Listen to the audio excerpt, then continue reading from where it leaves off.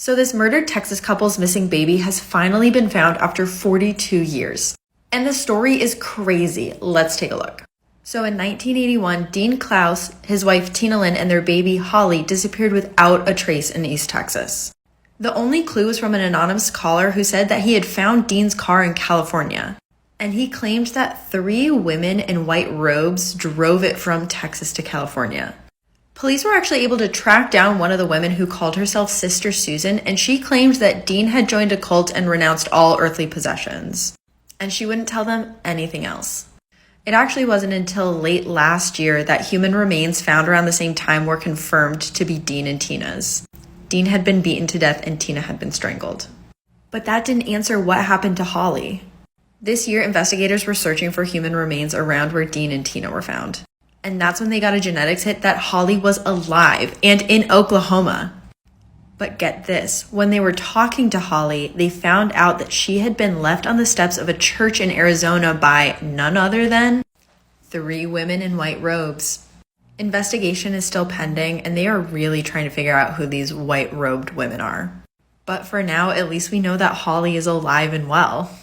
An almost 70-year-old unserved warrant has been found in the Emmett Till case, meaning an arrest might finally be made. Let's look at the details. A lot of us know the case. So in 1955, Carolyn Bryant Donham accused 14-year-old Emmett Till of whistling at her and identified him to the men who later went on to lynch him. There was an arrest warrant for Carolyn, but sheriffs at the time didn't want to bother her or her small children. And the warrant went missing.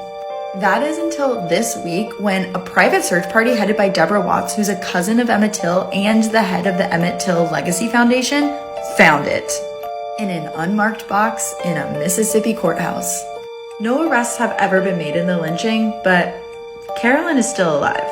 She's 80 years old, she lives in North Carolina, and she's never spoken publicly about the event. If the warrant can still legally be served to her, that would be huge, but even if it can't, this might be enough evidence to finally arrest her. The more I learn about this Georgia Guidestone bombing, the weirder it gets. Yesterday at 4 a.m., authorities said that the Georgia Guidestones were damaged in an explosion, which destroyed one of the pillars. And if you don't know, the Guidestones were built in 1980 by a man using a fake name and are referred to as America's Stonehenge. They feature a guide to humanity written in 8 different languages, which I'm going to get to in a sec. But then it was announced that it was actually a lightning strike, which this is the dimmest lightning strike I've ever seen, if that's the case. But conspiracy theorists have long been obsessed with the Guidestones because of the weird writings on them. The guide to humanity includes maintaining humanity under 500 million in perpetual balance with nature, and guiding reproduction wisely, improving fitness and diversity, which isn't so much a guide to humanity as it is eugenics. But the weirdest part of all of this is on the pillar that was destroyed by the explosion, it says that there is a time capsule placed 6 feet below this spot, and it's supposed to be opened on, and then no date. The rest of the pillars were actually demolished yesterday, but do we think someone was trying to get to the time capsule? Also, what could have been inside of it? Have you ever played this terrifying sleepover game? It starts like this. You and your friend must write down your name, first, middle, last, on a piece of paper, and then prick your finger and dot the piece of paper. Then you have to go around your entire house, turning off every light and every electronic. Then you have to stand in front of a closed wooden door and put the piece of paper down in front of it. Then you must also light a candle and place it on top of the paper. You need to knock on the door 22 times, with the last knock falling at midnight, and then blow out the candle. And then you've summoned the Midnight Man. There's not much known about the Midnight Man, and the only instruction is to not allow yourself to be caught.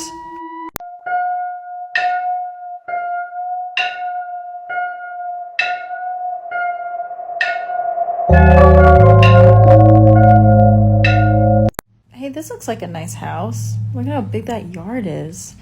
Let's look at the Zillow listing. This is an estate and is being sold as is, not for the faint of heart. No, that's not a good sign.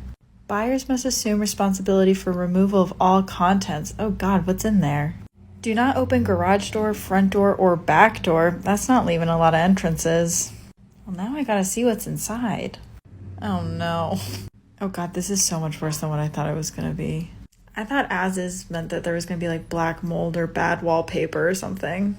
There's also a lot of emphasis on the floors and not a lot of emphasis on the ceiling, which is Never a good sign. Yeah, see how they intentionally leave the ceilings out of all the photos? But honestly, I've watched a lot of hoarders and this isn't even like top 10 worst for that show. Look at this trash pile as an opportunity to decorate a nursery. Less than $400,000 in New Hampshire? In this economy, I might do it. Two separate universities have made a discovery which might prove the existence of the Loch Ness Monster. Tales of the Loch Ness Monster have been around for 1,500 years, but evidence has been scarce. Some people believe that it's a stray plesiosaurus that somehow made it from dinosaur times and lives in the Loch Ness. But a big hole in this theory has always been that plesiosauruses lived in saltwater, not freshwater. And the Loch Ness is all freshwater, baby. But that's until today, when the bones of a plesiosaurus were found in an ancient Moroccan river that was totally freshwater. Though this doesn't prove the existence of the Loch Ness Monster, it does disprove the theory that a Loch Ness Monster would have died in the Loch Ness due to the fresh water. But what do you think? Is the Loch Ness Monster an ancient myth or a modern-day dinosaur? Let's take a closer look at one of Marilyn Monroe's final public appearances. On May 19, 1962, Marilyn Monroe wore the dress to sing Happy Birthday to JFK. Happy birthday, Mr. President. But there's actually quite a bit to unpack here. For one, she was introduced at the event as the late Marilyn Monroe, which at the time people chalked it up to the fact that she was known to be late to every single social event. But seems kind of weird when you realize that months later she would pass away tragically. Also, Marilyn and JFK were having an affair at the time. Also, this is the only picture ever taken of the two of them together. People took this performance as basically proof that she and JFK were sleeping together, and conspiracy theorists afterwards believed that maybe the JFK camp had something to do with her death. But Marilyn died of an overdose of sleeping pills, and actually while she was at the event for JFK, she was fired from the movie she was on because it was known that her opiate addiction had been getting worse. But when Marilyn's body was ultimately found, her hand was draped across the phone next to her bed, leaving many to wonder if she was trying to call JFK. Another day, another Zillow nightmare. But surely this one can't be that bad. Look at all this yard space you have, and look at that nice wraparound porch. Let's look at the listing. I mean, first and foremost, it has a pending offer, so it must be good enough for someone. This home could be brought back to like new condition with complete mitigation of mold and mildew. Needs walls, ceilings, and flooring, I mean, what other parts of the house are there, removed and replaced. Okay, let's take a look. Oh, they weren't kidding. Look at the mold on all of the walls. I mean, I like that they included the box of the TV, like, look, a TV could go here. Oh, Jesus Christ. I mean, this is in Montana, so I imagine it's what happens when you abandon a home in a place with seasons. How did they take pictures of this? Like, the person taking pictures must have been in a full hazmat suit. I mean, listen, if you wanted to buy a house just to burn it down, $20,000 is not that steep. More human remains were found in the rapidly drying Lake Mead, and investigators are worrying that time is running out on finding any clues. Of the 3 sets of remains found, the one that looks the most like foul play was the one found in this barrel. If you don't remember, in May, investigators found a body inside of this barrel, maybe from the late 70s or early 80s, and we know that there was a gunshot wound. And these remains are being found as Lake Mead has been rapidly drying over the last few decades. What's really interesting though is because Lake Mead used to be so deep, the bottom was so cold that bodies wouldn't decompose there, or at least would decompose very slowly, and so 2 of the bodies still have organ tissue on them. But investigators are worried because for a person that was thrown in the lake in the late 70s, witnesses to that event are getting very old. And that's also when in Vegas, which is right next to Lake Mead, the mob had a total stronghold on the area. So a lot of witnesses might just not want to talk. It seems like it's a race against the clock to find any answers on this, but hopefully we start learning something soon. Okay, so someone sent me this Zillow nightmare and I am so excited to share it with everyone. Before we get into the listing, I would like to draw everyone's attention to the sticker price, and that is $250,000. But let's look at what they have to say. Calling all investors, red flag. Cash hard money offers only, $250,000. And that gets paired nicely with do not enter, all caps, 3 exclamation points, cannot be safely shown. Let's take a look. Okay, so I know what you're thinking. Kaylin, that looks like a shed. Yes, but maybe it's gonna wow us with the interior. Okay, so yeah, it doesn't do that either. Some of these pictures are confusing because it's like, what am I learning about the space in this photo? Am I learning that the world's largest spider lives in here? And the same goes for this one. This is just trash on the floor. The housing market in LA right now is just so dire. And the most laughable part of all of this is that on the website, it says we estimate this home will sell faster than 99% of the nearby homes. But this is easily going to take tens of thousands of dollars to repair on top of buying it. So some people blame Brittany Murphy's death on her house being haunted, and some people blame her house being haunted on Britney Spears. Let's take a deeper look. This is the house that Britney Spears lived in the early 2000s with Justin Timberlake. Apparently one night after a weekend of partying, she had a Reiki healer come and do a private session. But after he left, Britney Spears thought that he had opened a portal inside of her home while he was there. And now evil spirits were coming out of the portal and trying to push her down the stairs. Terrified, she moved out of the house. And who should move in next but Brittany Murphy, who was reportedly also terrified of the home. In December of 2009, Brittany Murphy passed away inside of the home under very mysterious circumstances. She developed extremely bad pneumonia out of nowhere. And people were quick to blame her husband for potentially poisoning her, except that he passed away 5 months later from the exact same thing. Theories surrounding the death range from toxic mold to hantavirus to spirits that came from the portal that Britney Spears' Reiki healer opened. But we're talking about all sorts of haunted homes on here, so make sure you follow along. This place was built just to live out the dark fantasies of its creator, on some unsuspecting guests. It's H.H. Holmes' Hotel of Horrors. So Holmes moved to Chicago in the late 1800s so that he could open a hotel for the 1893 Chicago World's Fair. Apparently he was a hit amongst the ladies, even though I don't see it, but I guess it was slim pickings amongst those that didn't die of tuberculosis in their youth. And this hotel was full of nefarious instruments. Down in the basement there was an incinerator that was person-sized. He had a chute that went from a windowless room all the way down to the basement. There were rooms that were either completely sealed or had too many doors in order to confuse guests. Guests would often complain about their doors being jiggled at night as if someone was trying to get in their room. And as the hotel was being built, workers would constantly complain about H.H. Holmes' weird behavior. There were reports that he would ask people working on the hotel if they were willing to kill another worker for him, and if they said no, he would fire them. And this, children, is why we need unions. Not to mention a shocking number of women were disappearing from the hotel. So this is the part of the video where you get to guess what he was doing in there, and we're gonna say it together on the count of 3. Ready? 1, 2, 3, skeleton harvesting. That's right, he was harvesting skeletons to sell to a local medical school. This only lasted for 2 years until he was found and convicted of murder, but some reports say he killed up to 200 people in there, mostly women. Some people also believe that he was Jack the Ripper, but that is for another video. Anyways, we're gonna talk about more scary homes later, bye! This carnival act became a killer. This is the tragedy of Lobster Boy. So Grady Stiles was born with a deformity that made his hands and feet look like lobster claws.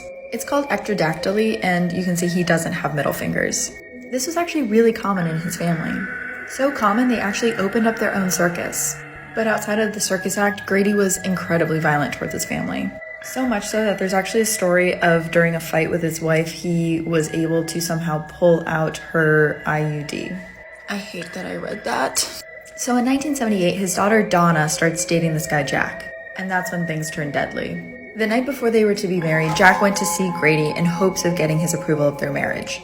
But Grady met Jack with a shotgun and took his life.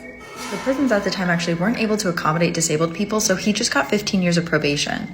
And his reign of terror actually continued until his wife put a hit out on him and hired their 17-year-old neighbor to do it. And Grady was killed after serving no time for any of his crimes, and his wife got 12 years in jail and the neighbor got 27.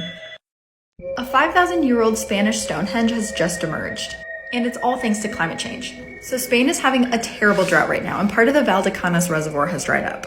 And in the area that has dried up, this stone structure has been found. It's officially known as the Dolmen of Guadaparal, and very little is known about who constructed it or why. Many archaeologists believe that it's a tomb due to the fact that remains have been found nearby. They also believe that the rocks that are standing upright probably had other rocks on top of them, kind of making a table shape.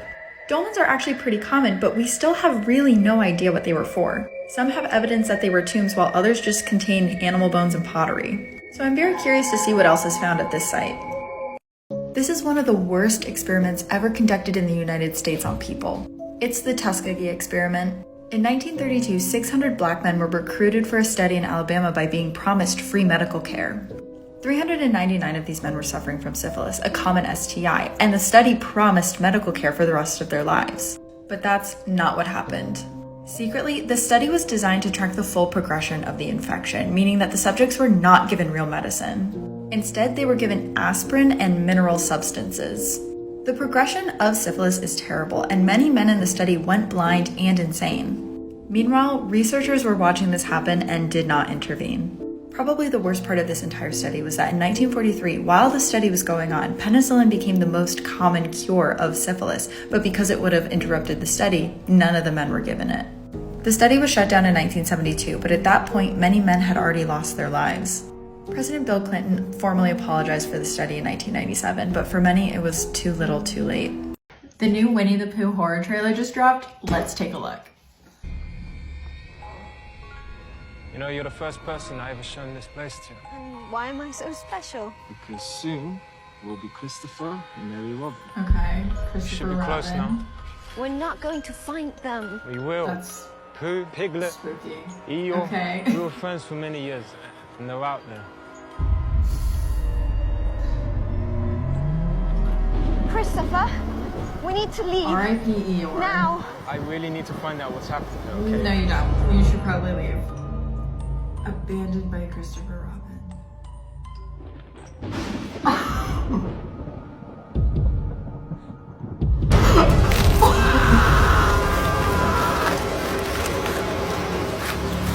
my god. Oh my god. This place is kind of This cool. is And insane. It has a pool. No. No. We need to go. There's... No. No. Laura, stay. Oh my god. There's someone else outside. What was that? Stop. This is my childhood. This is my childhood. No. We used to be friends. Why are you doing this, please? We used I would to have be never friends. left, I swear. I swear. Is this what the world has come to?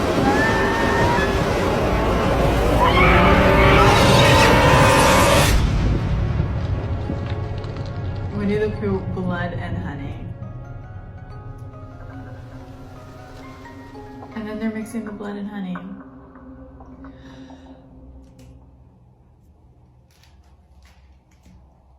I'm gonna go see it. I'm gonna go see it. I'm gonna sit through it, every single minute of it, probably twice.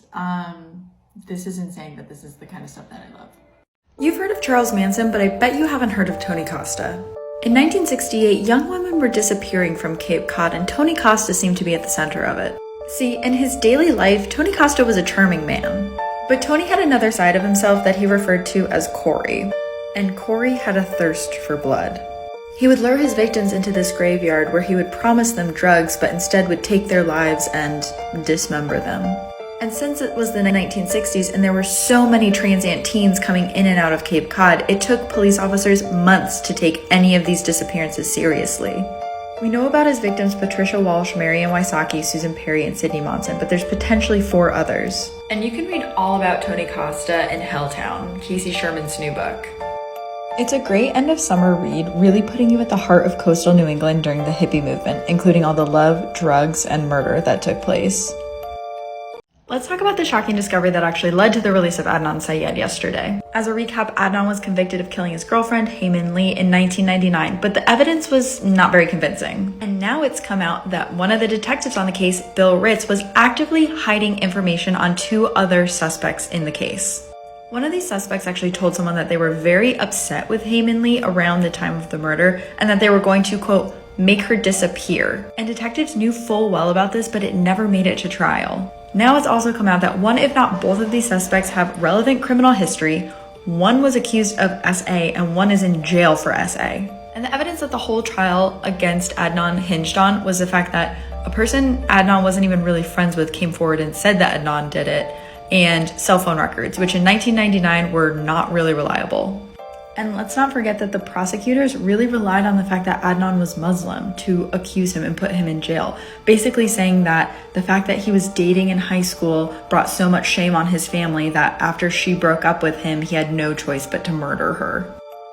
30 days to decide if they want to retry the case, but for now, Adnan is a free man. Some of you guys wanted more context on this case after I made this video, so don't worry, I read about this case so you don't have to. So this is Seth Welsh and Tatiana Fusari, and they're conservative Christian parents from Michigan who in 2018 let their 10-month-old daughter starve to death, and apparently didn't think there would be any consequences for that. In a pretty ridiculous 911 call, Tatiana called 911 at 10 a.m. the morning after she put her daughter down at 3:30 p.m., saying that she was unresponsive and she thought she was dead. But she also tells the 911 operator that she called her lawyer before calling the 911 operator, which is so sus. Also, who puts their baby down at 3:30 p.m. and doesn't check on them until 10 o'clock the next morning? Seth, the dad, also was notorious for believing in survival of the fittest. He didn't think that children should be vaccinated because he thought everyone that wasn't strong enough should die. And he apparently didn't think that his daughter would grow up to be strong enough to work on their farm and therefore wasn't feeding her. Tatiana knew something was wrong with her daughter, but she refused to call a doctor because she didn't trust the medical institution and for religious purposes. Anyways, both of them got life in prison, Seth without parole, and Tatiana has to do at least 25 years. Also, this is what their faces looked like when they found out that for starving a baby, you get life in prison. Have you ever wondered how accurate progression photos are? Progression photos are what detectives use on people that went missing years and years ago to kind of guess what they would look like today. So I'm going to show you some photos of missing children, what their progression photo looked like, and what they actually looked like when they were found. And if you're new to my page, I do all sorts of true crime and ghost stories, so make sure you're following along. So here's the first one. Here's two kids that went missing when they were children. And here's what detectives guessed they would look like as they got older. But here's what they actually look like when they were found. As you can tell, like the hair color is wrong, general face shape is kind of right. I guess on the little boy it's more accurate, but these look like pretty much completely different people. So here's another one. Here's a baby that went missing. And this is what detectives thought he might look like when he got older, and granted, it's so hard to do this on babies. As you can tell, he doesn't really look anything like what his progression photo looked like when he was eventually found, but this little girl below has some similar features to what they thought she would look like as she got older. I'm so happy that this group of kids got found, but it's also proof that you need to find kids as quickly as possible because they just start looking so different so quickly. So there's this Reddit thread right now that says, I worked in a California state prison for 20 years and these are some of my paranormal experiences. And the stories in this thread are legitimately terrifying. But the scariest one is probably that one night a guard was down in solitary confinement counting all of the prisoners in each cell, just making sure that all 28 prisoners were accounted for. Each prisoner was supposed to have the appropriate paperwork filled out for them, but he noticed that there was one extra prisoner with no paperwork filled out. So the guy goes back to his station and calls his supervisor to ask about this unregistered prisoner. But the supervisor said no one should be in that cell. So the guard quickly runs back to the cell, but by that point, the mysterious prisoner is no longer there. And then he goes on to say that other guards had the same thing happen to them too. And if you've had any paranormal experiences, make sure you email me for a chance to be featured on my podcast. I keep seeing a lot of online discourse about the new Netflix Jeffrey Dahmer show and if it's actually exploitative, so let's take a little deeper look. Recently, it came out that one of Jeffrey Dahmer's victims' siblings learned that the show was coming out when everyone else did. Her name's Rita Isbell and her brother was Errol Lindsay, and they use her likeness and name in the show pretty explicitly.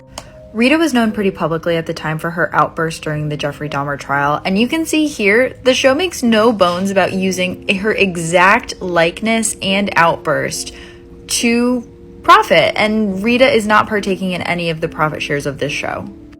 Personally, and this is just me, I also think the show makes a very specific choice by casting Evan Peters as Jeffrey Dahmer.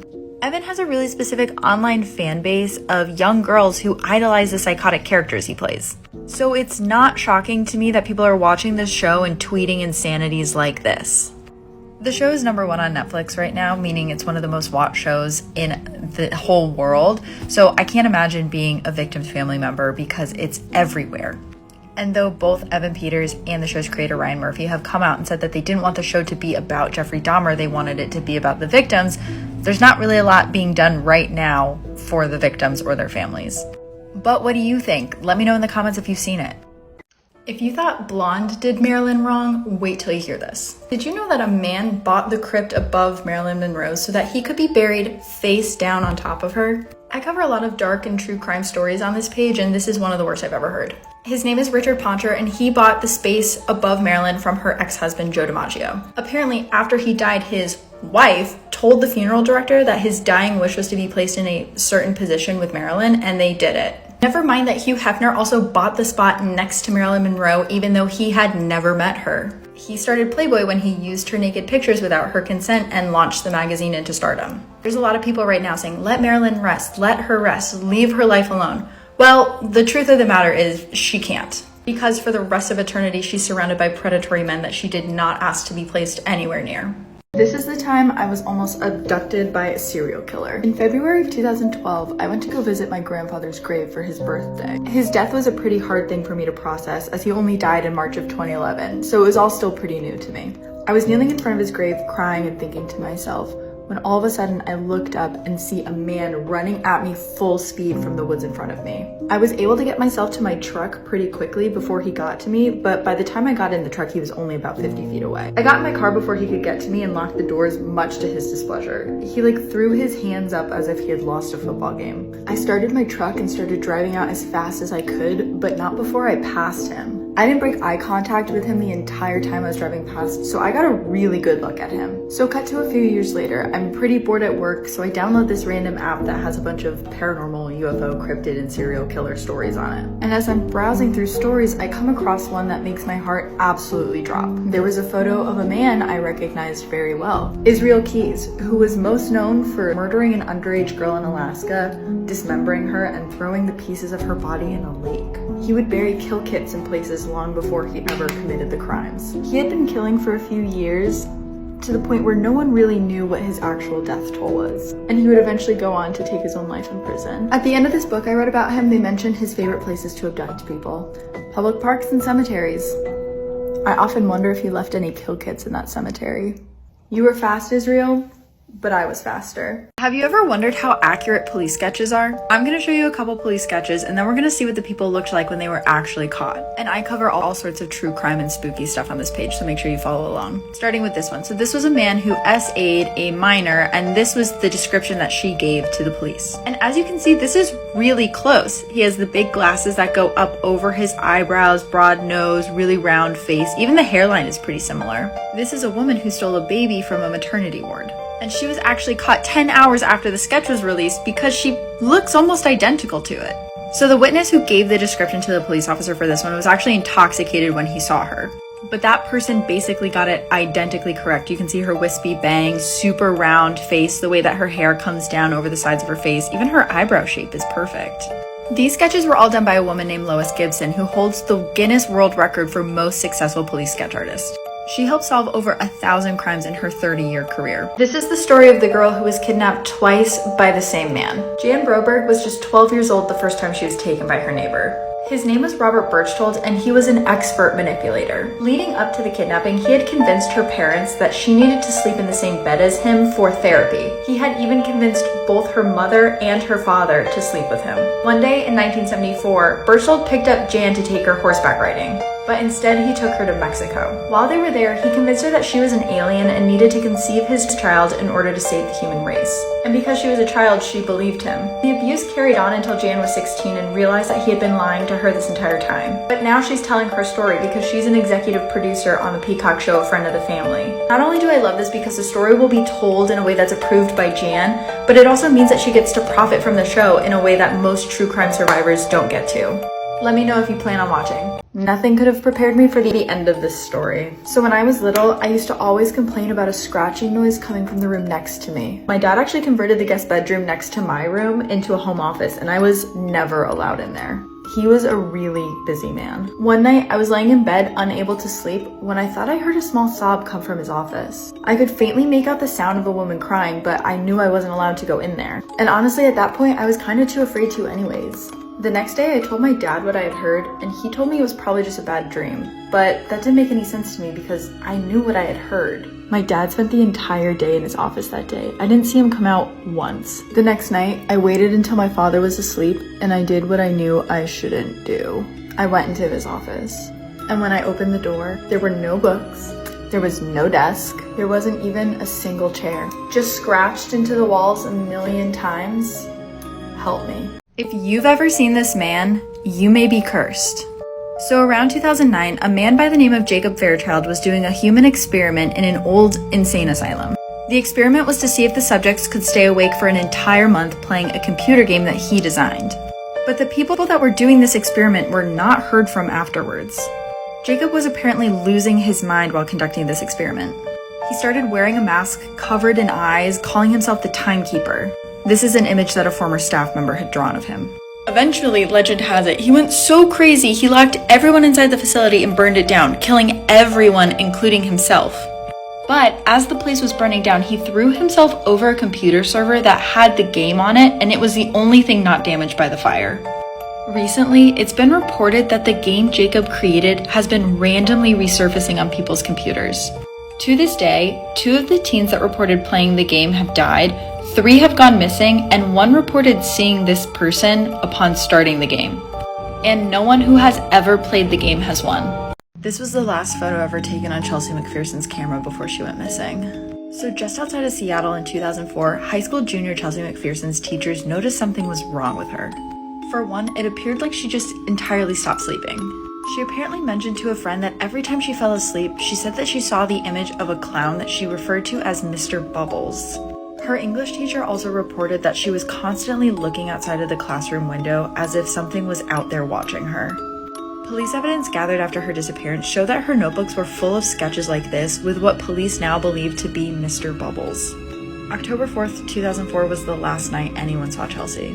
The last text sent from her phone was to her friend saying, "I'm tired of being afraid." And now, there's something scary about this photo. Once you see it, you won't be able to unsee it. So this is a bunch of linen workers in Ireland around the year 1900. And everything looks normal until you realize that there's a hand not attached to a person crawling over the shoulder of this woman. Let me know in the comments if you saw it right away. So more and more sightings of the Smiling Man have been reported recently. For those who don't know, the Smiling Man is a very tall, odd-looking man who wears this creepy grin and is often caught trying to steal children, as was the case with a young girl named Linda. Years ago, Linda lived in West Virginia, and one night she awoke to strange sounds in her bedroom. She rolled over to go back to sleep, but what she saw in her hallway was a tall, dark, shadowy figure. Linda closed her eyes in fear, and when she reopened them, he was standing right above her. She screamed and he disappeared, but recently there's been more reports of sightings. Legend has it, if you close your eyes at night and think the words "Smiling Man, Smiling Man, Smiling Man" over and over again, he'll appear. Would you try? The story of Jean Dulac and his evil doll. So in the early 1900s, Jean Dulac was one of the most famous ventriloquists in all of vaudeville. His doll not only looked like it was speaking on its own, but it appeared to move on its own and also had a voice completely different from Jean's. This confused a lot of his fans, but they mostly chalked it up to his talent. But others felt there was something slightly sinister about the doll. Reports said the doll was sometimes caught speaking even when it wasn't on Jean's hand.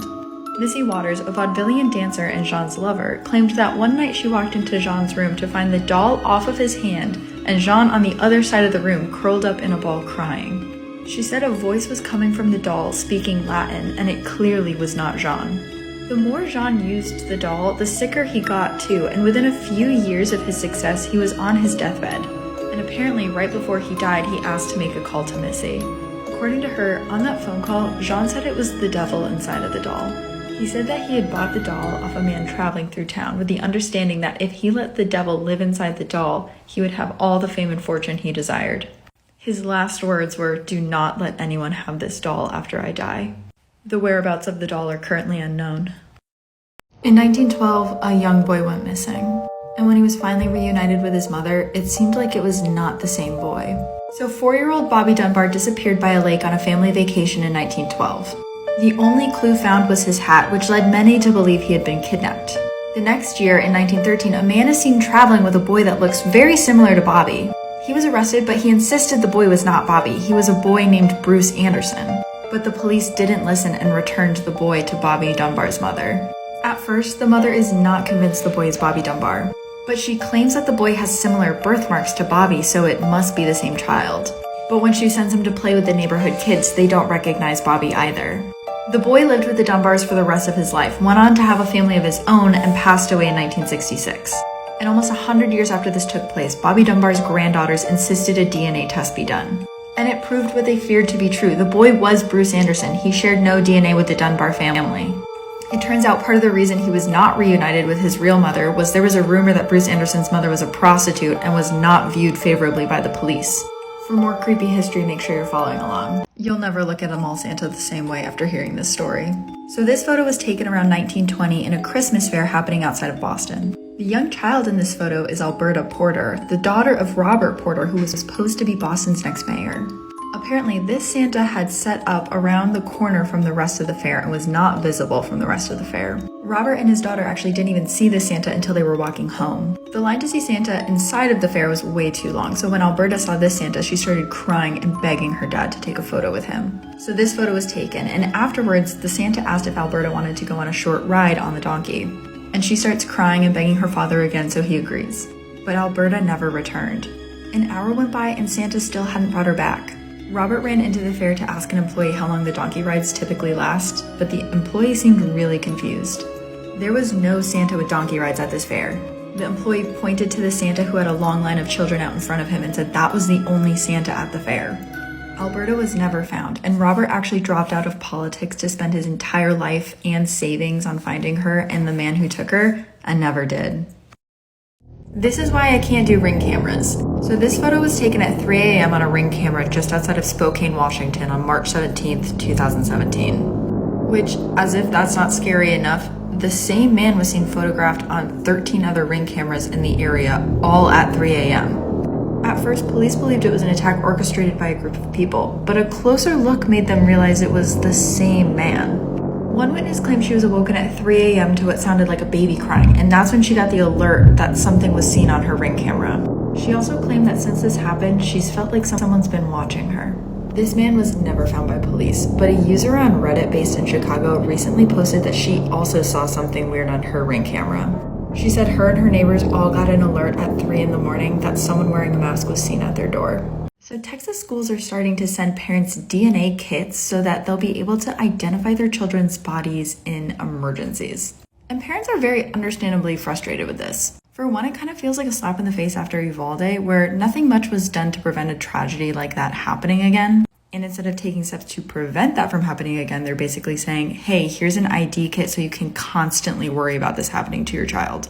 Which also, a side note, but fingerprinting every child in Texas doesn't feel very individual freedom of them. Parents are also worried that this is going to bring up triggering conversations for their very young children. Mommy, why are you fingerprinting me? Well, baby, if you go to school and get blown to bits by a military-grade weapon, Mommy won't be able to see your face so good. But this way, if I'm able to recover part of your finger, I'll be able to know it's you. Oh, okay.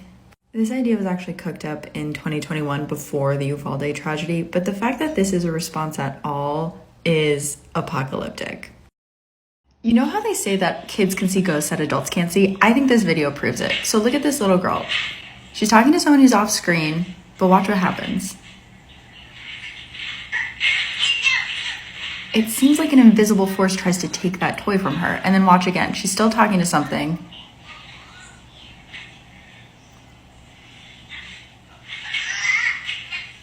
And it appears to try to take the box from her again.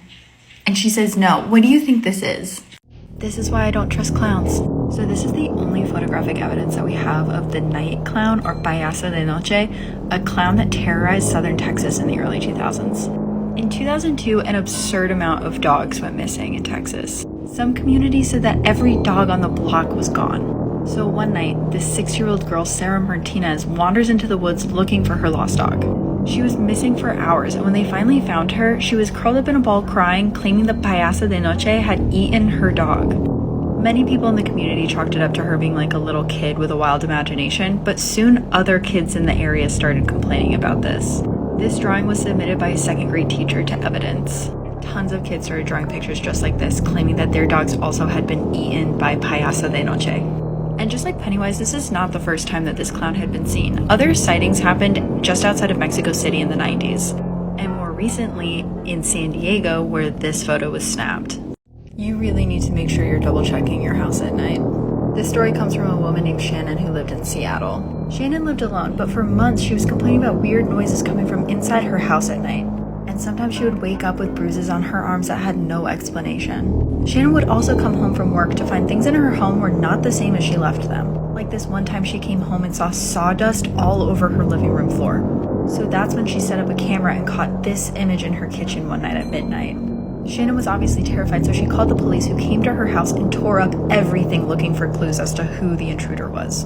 And that's when they found this hole behind her couch. And inside this hole was rope, tape, a lock of Shannon's hair, and a vial of her blood. Police said that it looked like someone had been living in this hole for months.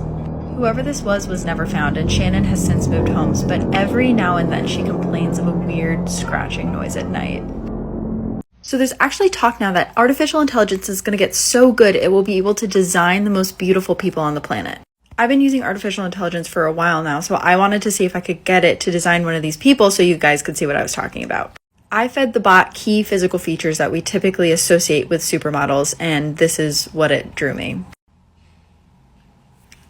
Bella Hadid, I think you're safe for now. But then I thought maybe my search terms were wrong, so I tried to type in something that was a little more clear for the bot, and yeah, not much better. I thought maybe it would do a better job with men or different skin tones. I think eventually these bots are going to get really good, but for right now, I think supermodels are safe. This photo is of the Cincinnati crawler. It was taken by a family who caught him in their home in 1974, but he escaped shortly afterwards. So in 1974, the Johnson family in Cincinnati noticed a couple weird things happening in their home. The 14-year-old daughter, Claire, would complain about seeing glowing eyes outside of her window at night.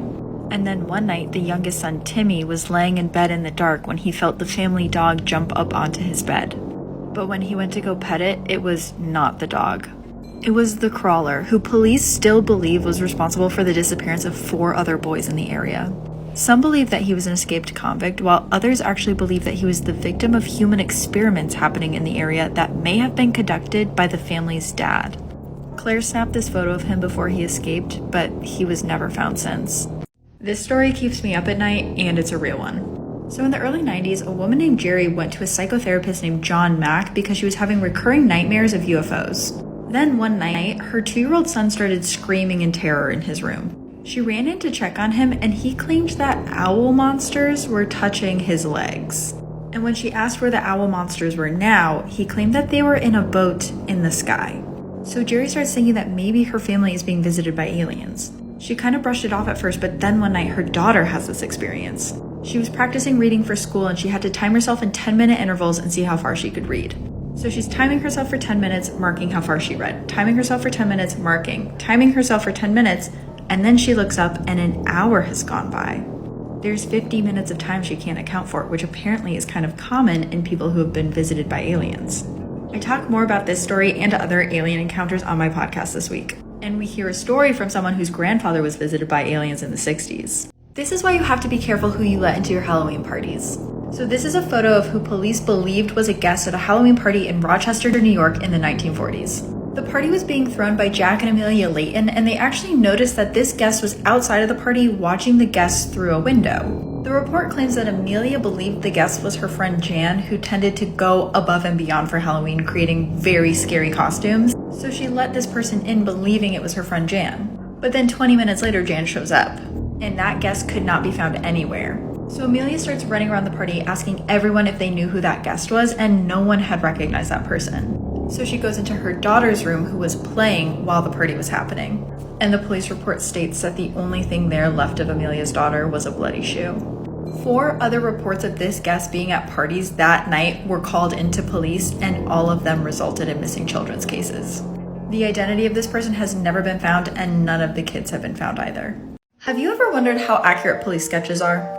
I'm going to show you a sketch, then I'm going to show you the person that was arrested, and we're going to see. So this is the police sketch for the man wanted in the Delphi murder case, one of the most high-profile unsolved murders right now. For those who don't know, in 2017, 2 young girls, Abby Williams and Libby German, were murdered while out for a walk in the woods.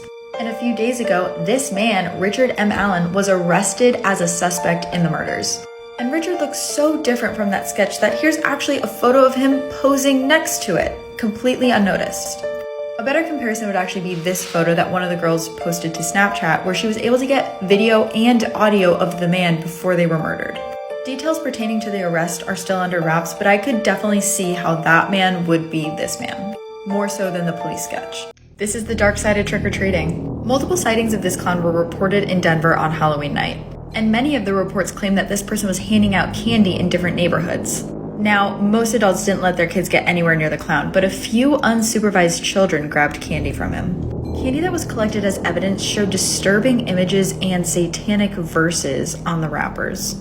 A few of the children that ate the candy were actually monitored in a hospital overnight and deemed okay by doctors, but a few of them have now reported an inability to sleep. And one 10-year-old boy has reported an overwhelming desire to go find this clown, who he told his parents lives in the woods behind the school. Police are now looking for any other information the Denver community might have on this person. There's been an uptick in siren head sightings recently. Things are about to get bad. So this past week, just outside of Birmingham, Alabama, 2 girls were walking through the woods when they heard what sounded like an emergency siren. They were terrified and started running, but then they heard what they told police sounded like their names coming through a speaker system. Now, from other siren head sightings in the past, we know that he uses the siren to lure people out of their homes, and that by the time you hear your name, it's too late. The girls made it out of the woods, but not before one turned around to snap this photo. Siren Head hasn't been seen in over 20 years, but it looks like he may be back. What's worse is that other teens in the area have complained about hearing their names being read through a speaker in the middle of the night, waking them up. And what we know from experience is by the time one person sees him, he is deep inside the community. This is why babysitting always freaks me out. So in 2014, Sarah DeWalt was babysitting for a new family that had just moved into her neighborhood in Ohio. The family consisted of 2 young children under 10, but when Sarah showed up that night, the parents kept talking as if they had 3 children. There were 3 sets of pajamas laid out, there were 3 bowls of ice cream on the counter, but the family clearly only had the 2 kids. So that night, Sarah and the kids are winding down watching a movie when all of a sudden Sarah starts hearing noises in the house. There were footsteps shuffling like someone else was there, and she had this overwhelming feeling that she was being watched. So she gets up to check on the noise, but then the kids turn to her and say, "Oh, that's Bonnie, don't bother her." Sarah leaves it because she's freaked out, but then later that night she goes to check the nanny cam and she sees this image captured in the hallway. She stayed up until the parents came home, but she never went back after that. Have you ever wondered how accurate police sketches are? I'm going to show you some sketches and then the actual people, and we're going to see if we can see a resemblance. Starting with this guy. So this was the sketch of a suspect in a shooting of a rabbi in Miami. And apparently it was supposed to resemble this guy right here. So this is a sketch of a guy who was holding 2 women at gunpoint in a robbery. And the crazy thing is it actually led to the arrest of this man. This one is my personal favorite. So this was actually drawn by a witness after they watched this person steal money out of a cash register. And the release of the sketch actually led to the arrest of this person right here. I actually think the eyes look kind of similar. But what do you think? Do you see the resemblances? Can you tell a place has a dark history just from looking at it? I'm going to be showing you Zillow listings from homes with haunted pasts, and we're gonna see. And some of you may have already guessed it, but this first one is Jeffrey Dahmer's childhood home. This is part of a new series, so make sure you're following along. So Jeffrey Dahmer's family lived here from 1968 to the early 80s. And though it's been remodeled, this is the home he was raised in. Most of his crimes took place in his apartment complex when he was an adult, but his first crime actually took place in this house, right in this living room. It was the murder of a hitchhiker named Stephen Hicks. Stephen's remains were actually scattered on the property of his home without his parents ever knowing. The person who owns the home now actually says that the house has no bad vibes, but I just don't know if I buy that. Let me know if there's other homes you want to see. Have you ever wondered how accurate police sketches are? So this is a police sketch in one of the most high-profile murder cases happening right now. He's wanted for the 2017 murders of Libby German and Abby Williams, who were killed while out for a walk in Delphi, Indiana. And this is Richard Allen, who was just arrested as a suspect in the case. In another video, I actually showed you this sketch here, which was the first police sketch made in the investigation. And Richard actually looks so dissimilar to that photo that this is actually a picture of him posing next to it, and no one noticed. One of the craziest things about this case is right before the girls were murdered, they actually captured this image on one of their phones, and this is who police believe is the murderer. Specific details on the case remain under wraps. I mean, cops won't even release how the girls died, but I can definitely see it. What I'm about to show you is the photo Katrina Whalen captured on her Ring camera the other night. So Katrina lives alone down a long country road in West Texas. And 3 nights ago, she invited a friend over for dinner at 7 p.m. But 7 rolls around and her friend's not there. And then 8 rolls around and her friend is still not there. And that's when Katrina starts to hear footsteps outside. Slow at first, but then it starts to sound like someone is running full speed at her house. Thinking it's her friend, she goes to open the door, but no one is there. So Katrina calls her friend, but then when the other line picks up, it's just heavy breathing and then laughing. She's really freaked out now, so she runs upstairs, but that's when she gets the notification that someone is at her front door. And this was that someone. Katrina's still alive to tell the tale, but there's been an uptick in Reddit users complaining in West Texas of hearing someone outside and then answering the door to see no one is there. Can you tell a place has a dark history just from looking at it? I'm going to be showing you photos from inside a place with a very dark past, and we're gonna see. This is a series, so make sure you're following along and remember this room. Some of you true crimers might recognize this place already, but this is the home of JonBenét Ramsey. JonBenét was just 6 years old when her body was found in the wine cellar of this house, which was this room. If something felt off when you were looking at this photo earlier, you were onto something. We're still not entirely sure what happened the night of JonBenét's death, but many people seem to think that the parents had something to do with it. And part of the reason is this green staircase right here. This is the staircase where an incredibly bizarre ransom note was found. This note was found on Mrs. Ramsey's stationery and was 3 pages long, meaning the killer was in the house for a while before getting JonBenét. And that's normally not the case with these kinds of crimes. People have also noticed that $118,000 is a very strange amount for a ransom. The Ramsey parents were actually cleared of the crime in 2008. And this home is now owned by a couple who, to no one's surprise, has completely remodeled it. I don't personally think that I could live inside this home, but let me know in the comments if you feel like you could. If you've seen this man in your dreams, I have some bad news. So this is Hatman, and he is one of the most commonly seen sleep paralysis demons in the entire world. And here's how you know if you're about to see him. First, you'll wake up in the middle of the night and you won't be able to move at all. Like you'll feel completely paralyzed. Next, you'll feel a crushing feeling on your chest like something is sitting on it. And when this happens, it's going to be very hard to breathe. And at that point, there's nothing you can do. That's when Hatman comes into your room. Many doctors believe that Hatman is just a fragment of people's imaginations, but a lot of people think that he's shown up in photos like this one. Or this eerie one that was taken on the day of these women's mother's funeral. In the next part, I'm going to read some stories of people who believe they've seen him. If you see him while you're awake, run. So this story actually comes from a Reddit user who's a therapist. And this user had a patient who was coming in complaining of seeing Hatman at night. This patient would apparently wake up in the middle of the night to see Hatman standing at the foot of their bed, watching them sleep. And as a result, they were not really sleeping much. So the therapist prescribed some pretty heavy sleeping medication, and as a result, the patient starts getting a little better. But then one day, the patient comes in and just looks like they had seen a ghost. So the therapist asked them what was wrong, and they said that as they were getting in the car to come to therapy, they saw Hatman standing across the street during the day. This therapist had only ever heard of Hatman when it came to patients waking up in the middle of the night and seeing him, never when they were already awake doing things in the middle of the day. So the patient is terrified, but the therapist thinks this might be a side effect of the medication. It takes a little while to get used to.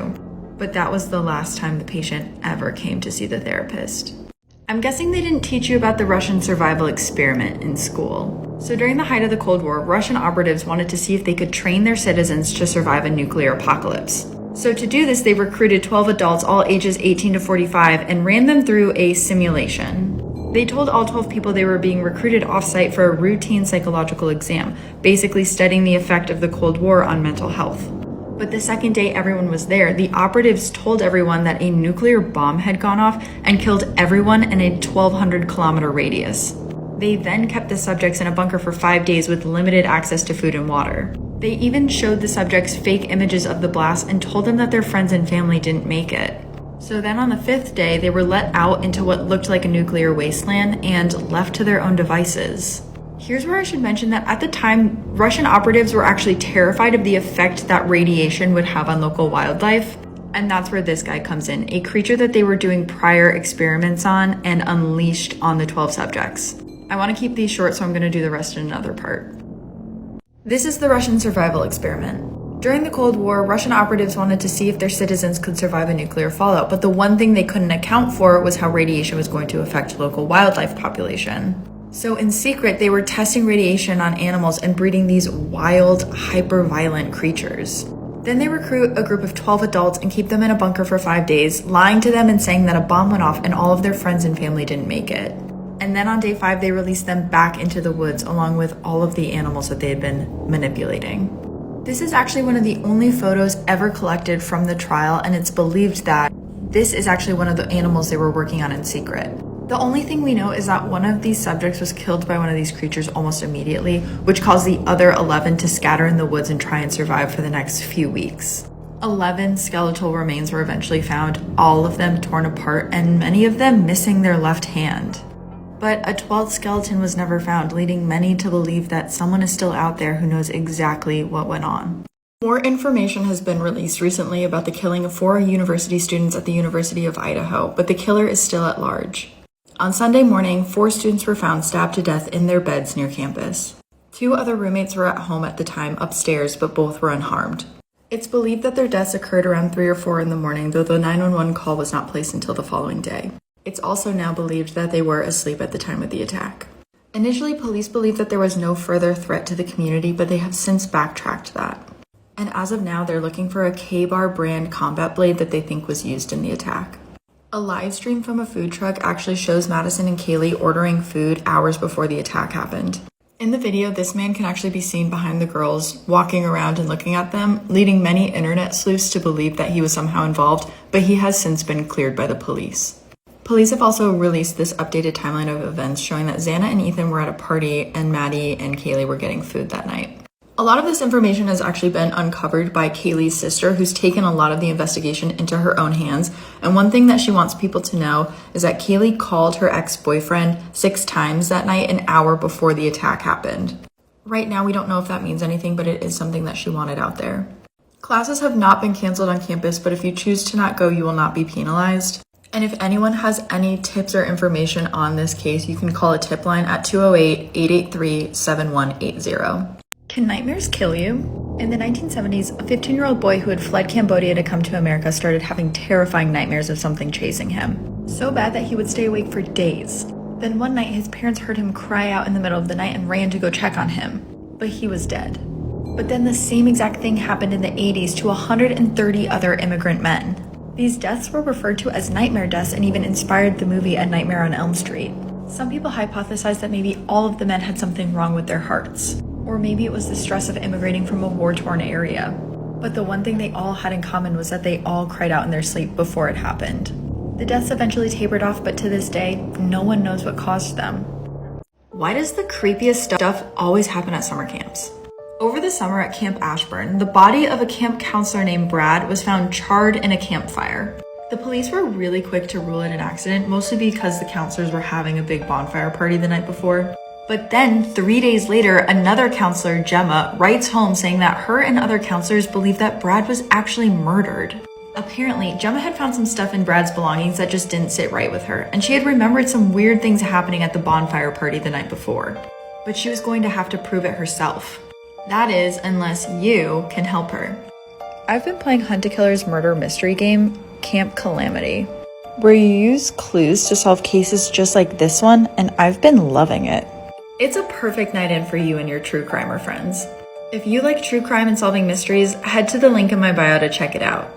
She thought she was alone. So Casey Rodriguez went solo camping over the summer in Appalachia. She had just broken up with her longtime boyfriend and wanted some time alone. Casey had picked a really remote area to set up her tent in and reportedly didn't see a single other person the entire time she was camping. Though at night she claimed there was a strange rustling noise coming from outside her tent, but she just chalked it up to local wildlife. So when she gets home, she gives her dad her vintage camera and asks him to develop the photos for her. And this part gave me chills. Casey's dad calls her and asks if she met anyone while she was out camping. And Casey's like, no, it was just me. But then he asks her again and says it's fine if she met someone out there, but he just needs her to be honest with him. And again, Casey's like, Dad, no, I would tell you if I met someone out there. I was by myself the whole time. This was one of the photos that Casey's father developed. A photo of Casey asleep in her tent, taken on her own camera. Nothing scares me like Appalachia. So this Thanksgiving, Paige Hills was meeting her boyfriend's family for the first time in Appalachia. And basically, immediately upon driving into the area, she starts getting a bad feeling. She chalks it up to nerves, but it keeps getting worse that night. The family was all having dinner inside, but there was a window open. And Paige starts to hear whistling coming from the woods through the window. She doesn't really think anything of it because maybe someone was outside smoking, but that night the whistling comes back, louder. And on top of that, it sounds like someone is saying her name over and over and over again. So she goes to the window to see what's up, and there's just two red eyes staring back at her from the woods. The next morning at breakfast, she asked the family what that could have been, and they immediately looked like they saw a ghost. They told her to never speak of it ever again, and the next time she hears something, no she didn't. So Paige is freaked out, but she has another night in the house. And that's when her boyfriend pulls her aside to show her this photo. This is what their trail cam caught the night before, and she was to never mention it again. This is a ghost story that actually happened to one of you guys. So Jenny grew up in an old country farmhouse in the middle of nowhere. And in that house, there was this spooky looking vent that went straight up to a room that no one in the house used.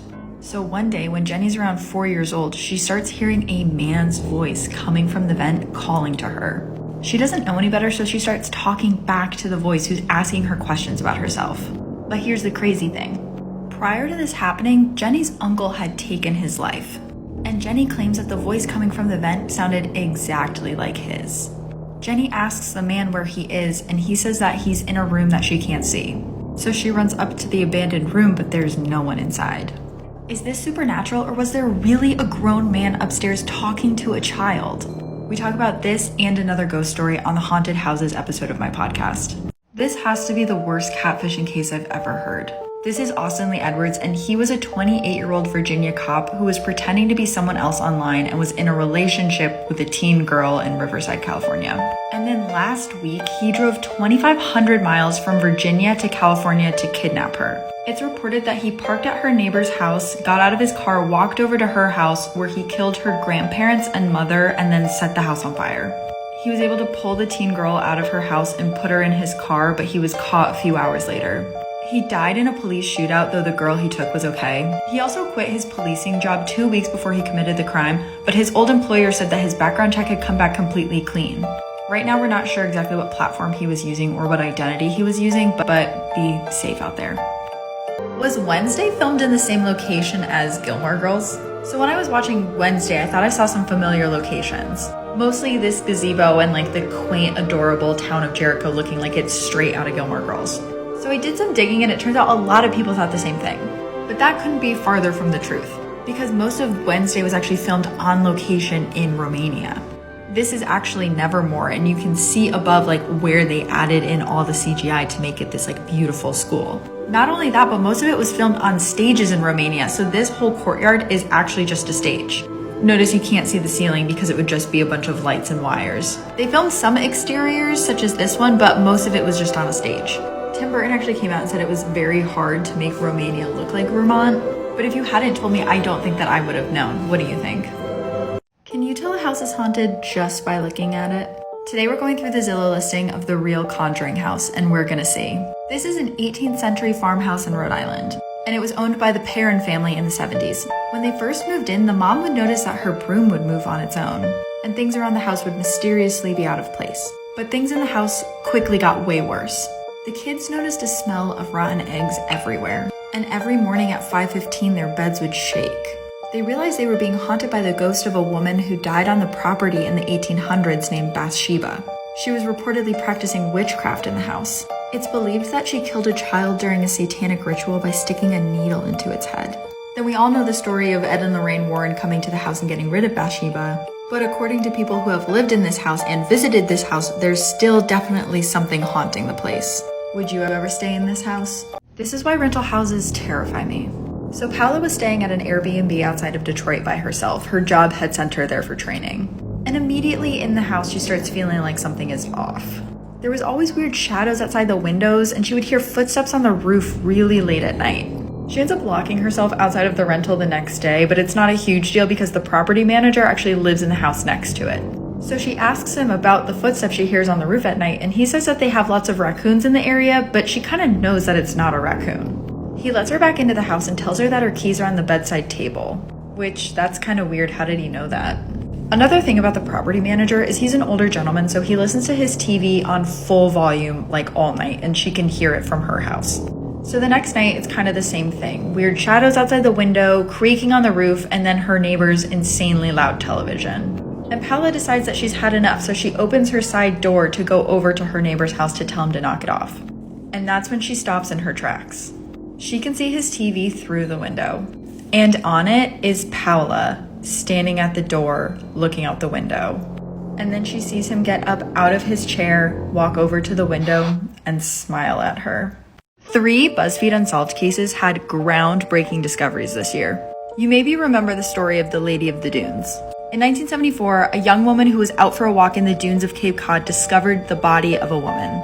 She wasn't able to be identified because her killer actually did things to her body so that you wouldn't be able to identify her, like removing her hand so you couldn't get fingerprints. But then this year, through DNA analysis and historical records, she was able to be identified as Ruth Marie Terry. And it turns out her husband at the time, Guy Rockwell Moldovan, was a suspect in the murder of his previous wife and stepdaughter. Then there's the case of the boy in the box, where in 1957, the body of a young boy was found wrapped in a blanket inside of a box in Philadelphia. The identity of the boy remained a mystery until this week, when through DNA analysis, he was identified as Joseph Augustus Zarelli. Police credited advancements in DNA profiling as well as volunteer sleuths who were able to figure out who his potential relatives would have been. Police also say it'll be an uphill battle to determine who is responsible for his death since his parents have since passed. And last, we have the Somerton man, whose death in 1948 baffled Australian police. He was an unknown man found laying against the wall on Somerton Beach with nothing on him to identify him. The tags on all of his clothes had been cut, and the autopsy came back as potential poisoning, but his identity has stumped us for decades. That is until July of this year, when he was identified as Charles Webb. It said that a DNA match from a first cousin 3 times removed was what sealed the case. Can you tell a place has a dark past just by looking at it? This is part of a series where we look at listings of homes that have tragic backstories. In June of 1996, Darlie Rudier called 911 claiming that someone had broken into this home and attacked her family.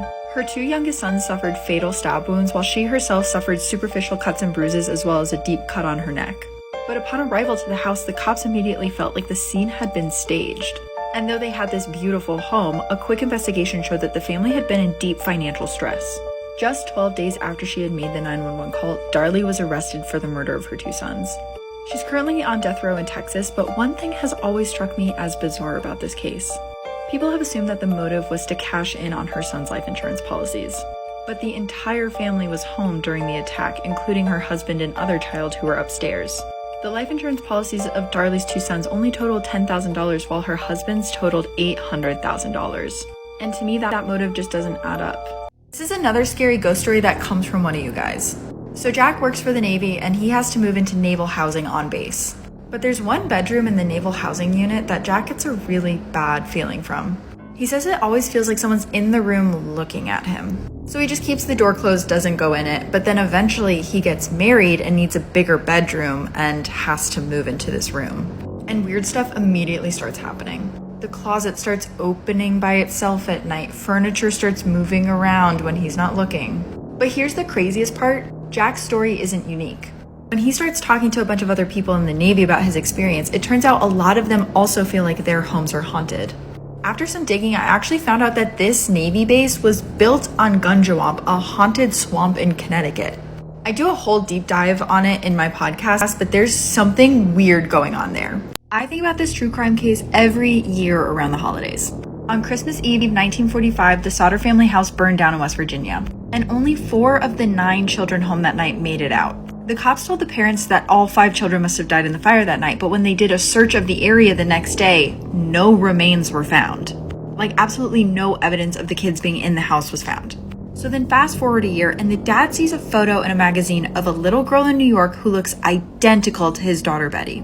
But then the authorities in town are like, "You're crazy, there's no way all the kids died in the fire that night." And then a little while after that, the authorities actually get in trouble for planting evidence in the rubble saying that the kids died in the fire. And then fast forward another 20 years, and the parents actually get a letter in the mail with this photo claiming to be their son Lewis, but are never able to find any more information about who this is. There's so many more twists and turns to this story, and I actually do a full breakdown in my most recent podcast episode. But if you know the case, what do you think? Did the kids really die in the fire that night? I'm going to show you another one of the craziest true crime moments ever caught on camera. So in 2011, Laura Giddings went missing at Mercer University and closely watched this concerned classmate talk to a reporter. No one has seen her since Saturday. I mean, the last time anyone heard from her was an email that she sent out, and no one's heard from her since. That man is Stephen McDaniel, and he is responsible for her murder. But the craziest part is at this point, she's still missing. So watch what happens when the reporter tells him live on TV that the body was found. What about in the parking lot area? I know they've been doing a lot of, I think that's where they have recovered the body or whatever they recovered from there. Body? Are you okay, sir? I think I need to sit down. Okay.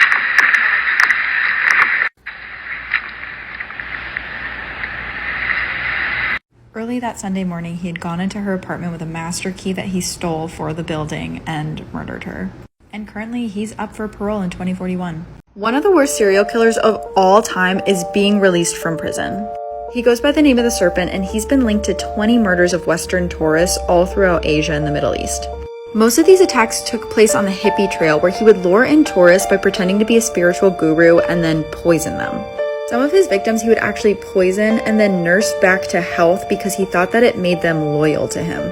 One time in 1976, he attempted to drug a group of 60 French students who were on holiday in New Delhi so that he could rob them. But he gave them too powerful of a dose and they all started passing out while standing up. Authorities caught on to this and he was arrested, where he was then linked to the murders of 20 other people. And he is currently being released from prison on good behavior and because of his old age. And we've seen this before with repeat killers where they just stop killing while they're in prison and then start killing the second they get out. Okay, so this is kind of a weird thing that's happening, but the head of Scientology, David Miscavige, is reportedly missing. He's currently under investigation for child trafficking, and lawyers have tried to serve him 27 times in the last 4 months, but no one knows where he is. The charges come from 3 victims who claim that Miscavige forced them to work on boats as children after they were also forced to sign a $1 billion contract. In Scientology, they consider you to be an adult at 6 years old. One of the victims also claimed that after her mother left Scientology, the victim was forced to stay in a closet for 48 hours. All of this, of course, also comes after Shelley Miscavige, David's wife, has not been seen since 2007, even though recently it's been reported that she might be living in Big Bear, California. As you've probably already heard, an arrest has been made in the Idaho stabbing case. But now some really interesting information is coming out about the way the police caught who they believe the killer is.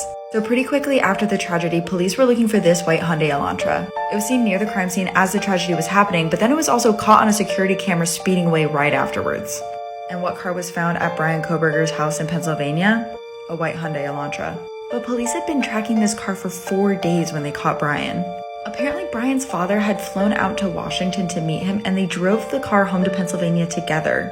Up until this point, we didn't know at what point the police believed that Brian was a suspect, but now we know that they had been tracking his trip cross country. And prior to this, police had actually gotten a genealogical DNA hit that matched Brian's DNA to the crime scene. What this basically means is police collected all of the DNA that was found at the crime scene and put it through DNA sequencing that takes a long time, and were able to match most of the DNA to the 4 victims. But there was also DNA there that didn't make any sense. And when it was put through the genealogical sequencing, they got a hit on one of Brian's relatives. Pair that with the fact that when they went to check on him, he was driving the white Elantra cross country to his parents' house, and voila. Have you guys seen these 2023 predictions that were made 100 years ago? Some of them are hysterical, but some of them are like eerily accurate.